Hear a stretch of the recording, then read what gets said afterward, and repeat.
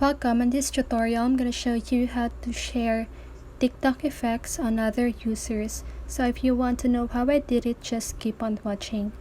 So if you're using Android phone, don't worry because the process is still the same. So for example, you have an effect and your friend want to try it and you just want to share the effect on your friend. So just go ahead and watch this. So for example, you want to share this effect, so I just want to click on the effect name at the upper part of their username. So for example, this effect, right?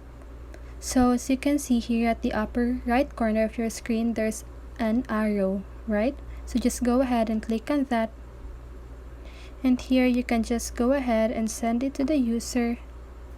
And if you want to send it by link, just go ahead and click copy link. And here, as you can see, link copied. So just go ahead and paste that link on your message. And that is how you do it.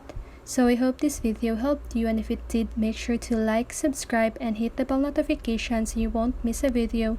See you on the next one and have a great day.